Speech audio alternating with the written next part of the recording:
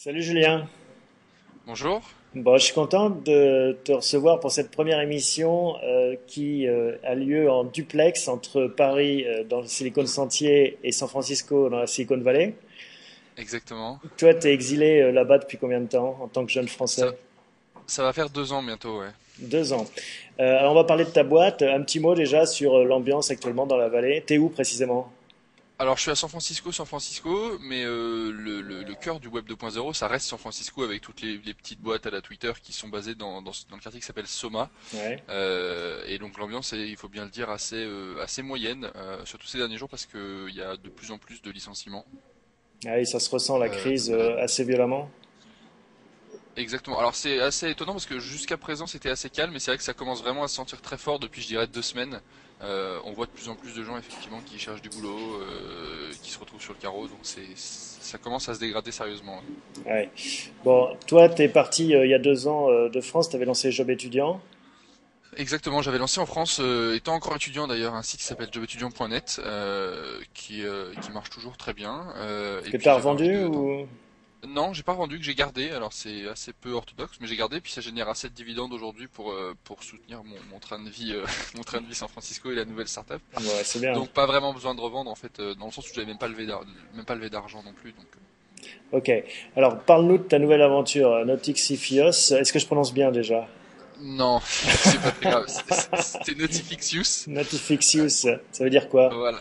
Alors en fait l'idée pour l'instant c'est d'avoir à la fois notification dedans, donc notif, et infectieux si tu veux, parce Ouais, qu'on veut quelque chose que ce soit soit viral et viral. que tout le monde utilise. Voilà, exactement. Bon, c'est un nom qui vaut ce qu'il vaut, hein, c'est-à-dire que c'est assez peu prononçable et tout, mais on n'est pas ouvert à d'autres propositions, on n'est pas fermé à d'autres propositions, pardon. Ouais, ça, c'est un peu le jeu de mots comme Delicious avec US à la fin. Voilà, exactement. Bon, Tu explique-nous voulais le dire ce qui... pitch. Voilà, le pitch, bah, c'est très simple, c'est donnez-nous vos sources d'informations favorites sur Internet, que ce soit des blogs, des sites de médias, des sites d'emploi, des sites de petites annonces, et le moyen de vous joindre, et nous on va vous envoyer l'info quand elle va apparaître là. Par exemple, vous êtes abonné à un blog, vous aimez bien ce qui se dit, et bah, dès qu'il y a un nouvel article, paf, on va vous envoyer un SMS, un email, un message sur un messagerie instantané. Par exemple, si vous êtes utilisateur de Gtalk, vous allez recevoir un petit message là-dedans, etc. Le gros avantage, c'est que ça permet de filtrer en plus, par contenu, c'est-à-dire de dire moi ce qui m'intéresse c'est ce que dit ce site de médias, mais uniquement quand il parle d'économie, parce que quand il parle de sport je m'en fiche. D'accord. Donc on peut filtrer après directement enfin, au détail par contenu. Voilà en Ça gros de existe manière assez déjà? simple Il y ce a que des c'est. concurrents un peu sur ce créneau? Alors oui, oui, il y a des concurrents évidemment, il y a surtout ce qu'on appelle nous des substituts, c'est-à-dire des services que des gens peuvent utiliser et qui font qu'ils n'utiliseront pas notre service, ils utilisent d'autres services. Le Hmm. meilleur exemple, c'est par exemple Google Reader, c'est-à-dire que c'est un endroit où on peut lire ses flux, ou NetVibes, qui est un autre endroit où on peut lire Hmm. ses flux d'informations. Qu'est-ce que tu vas Nous, ce apporter de qu'on différent alors par rapport à Google Reader ou NetVibes? Et ben l'aspect push, c'est-à-dire l'aspect de dire vous n'avez pas besoin d'être devant votre ordinateur, regarder Google Reader ou NetVibes, vous pouvez travailler, faire autre chose, Hmm. et quand il y a un nouveau message, on vous envoie nous le message directement, vous allez avoir une petite pop-up qui va vous afficher sur votre ordinateur, il y a un nouveau message, voulez-vous aller le voir ou pas. D'accord. Donc c'est l'aspect push, et il y a aussi l'aspect temps réel qui est assez important en fait. On parle beaucoup de conversation autour d'Internet, ça fait pas de sens d'avoir une conversation s'il y a un décalage de 2 heures entre ce que je dis et ce que va me répondre mon interlocuteur. Ouais. Ça paraît assez évident comme ça, mais malheureusement, le problème aujourd'hui des flux Access et des lecteurs de flux, c'est qu'on n'a pas forcément le message dans la foulée du moment où il est publié. Hmm. Et donc nous, c'est une solution qu'on propose, c'est-à-dire que ça va être très utile dans le cadre par exemple de Sismic, qui est assez connu en France. Quand on a une vidéo qui répond à quelque chose qu'on a dit, on aime bien le savoir tout de suite et on aime bien pouvoir répondre tout de suite, parce Ouais. que si c'est 2 heures après, c'est le lendemain, Donc ça perd de l'intérêt. on va être encore plus harcelé, on a déjà du mal à tout gérer en temps réel, on est déjà bombardé, là tu vas pas nous simplifier la vie avec cette solution. Alors, je vais pas simplifier la vie, en même temps, je propose enfin du filtrage, c'est-à-dire qu'aujourd'hui, voilà, quand vous abonnez à un site ou vous allez recevoir les messages, quel que soit le contenu. Nous, l'idée, c'est vraiment de créer un flux d'informations à prendre ou à laisser, c'est-à-dire que les petites pop-ups s'affichent sur votre écran. Vous cliquez, ça vous intéresse, vous cliquez, vous allez voir. Ça vous intéresse pas, vous cliquez pas, vous n'allez pas voir. Vous voyez ce que je veux dire? L'idée, c'est vraiment de dire l'information passe, on la prend au vol ou on la prend pas, et c'est pas grave. Il y a pas de contrainte avec D'accord. ça. Bon, un mot sur le choix. Ça fait combien de temps que tu travailles sur ce projet là? Ça fait 2 ans en Ça fait fait ou? Non, non, ça fait que 6 mois en fait. Avant ça, j'avais un day job comme on dit ici, donc un D'accord. vrai emploi rémunéré. Mais explique-moi les raisons de ta traversée de l'Atlantique et des États-Unis. Pourquoi tu as décidé d'un coup, en tant que jeune Français, de partir à San Francisco? Ah bah, il y a très clairement l'aspect mec d'Internet, c'est-à-dire que je suis entre guillemets tombé dans Internet quand j'étais petit, même si voilà j'ai découvert malgré tout, j'étais déjà ado, mais la richesse du milieu ici en termes de d'entrepreneurs, de gens qui ont des idées, de chercheurs entre guillemets ou enfin d'étudiants ou de jeunes qui se lancent dans 36 projets tous les jours et qui réfléchissent à de nouvelles idées, etc. C'est quelque chose qui est extraordinairement attirant, Mm. c'est-à-dire qu'on peut pas passer une journée sans rencontrer quelqu'un qui va vous dire ah moi je vais faire ça, je pense que c'est une bonne idée, et ça c'est vraiment quelque chose d'excitant Ouais. et de motivant. Et est-ce que Voilà c'est pourquoi. facile quand on est un jeune Français, finalement, de s'accoutumer aux mœurs américaines?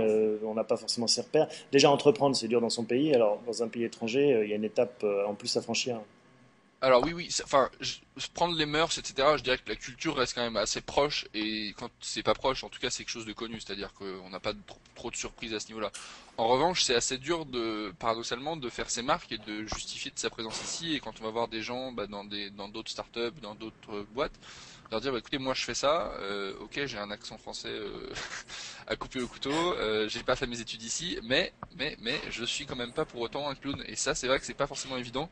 Alors ça l'est quand on est ce qu'on appelle un big guy, quand on est un gars dont tout le monde a entendu parler, une assez grosse startup, ça simplifie d'un seul coup, les portes s'ouvrent. Hmm. Mais au début, c'est pas évident, quoi. Mais bon, la chance est ouverte à tous, en fait. Voilà, exactement. La chance est ouverte à tous, mais disons qu'on a quand même un pas de plus quand on est français ou quand on est européen, quand on est étranger de manière générale, Ouais, pour prouver entre guillemets sa valeur. Enfin, d'accord. ou en tout cas essayer, quoi. Donc, ça fait 6 mois maintenant que tu as lancé ce nouveau projet. Combien de personnes bossent dessus? Comment tu le finances? Où est-ce que tu vas? Alors, combien de personnes bossent dessus? Enfin, je suis tout seul dans la boîte. J'ai plusieurs contracteurs, des gens qui sont en dehors de la boîte, qui bossent à la mission sur des projets bien spécifiques. Là, on a trois contracteurs en plus de moi. Alors, il y en a un qui est entre San Francisco et Portland, un qui est entre San Francisco et la Nouvelle-Zélande, et puis le dernier qui est au Kazakhstan. D'accord. Donc, c'est vraiment une boîte Donc globale, c'est hein. Voilà, c'est assez rigolo de faire ça pour une startup de 4 personnes, mais c'est voilà. Alors comment on est financé? Bah, comme je disais, en fait, j'ai cette petite startup en France, Job étudiant, qui marche suffisamment bien moi pour me payer et puis pour générer un peu de cash, de quoi faire fonctionner la boîte. L'idée, ça va être assez vite malgré tout, soit de lever des fonds, soit de commencer à essayer de générer un peu de revenus publicitaires. Je dirais pour essayer de grossir lentement, parce que malgré tout, Ouais. je pense que le marché aujourd'hui est pas très favorable La levée de à de fonds grosses levées de fonds. Ouais, aux exactement. States, là, en ce moment, j'imagine, il y a un coup de froid aussi, hein. Alors, a priori oui, en tout cas c'est ce qu'on entend partout, et maintenant on voit aussi pas mal de gens qui viennent de finir des levées. Alors est-ce que le process avait été commencé il y a 6 mois et que ça se termine maintenant? C'est assez dur d'évaluer entre guillemets quel est l'impact Ouais. des 2 derniers mois sur ces levées de fonds, mais a priori en tout cas tout le monde dit que c'est pas le moment et qu'il faut essayer de ralentir un peu, de couper les coûts pour tenir plus longtemps, parce que forcément la levée sera moins évidente qu'elle ne l'était il y a 6 mois ou il y a un an. D'accord. Bon, bah écoute, Julien, j'étais content qu'on se parle comme ça via J-Talk vidéo. En tout cas, merci d'avoir accepté de participer à cette première de Businessplex. Et puis, tu nous tiens au courant, on peut faire des points assez facilement. Et puis, si tu passes à Paris, t'hésites pas, bien sûr, à venir nous faire un petit coucou. Avec plaisir, merci à vous de m'avoir accueilli dans l'émission. Bah, à bientôt, Julien. Ciao.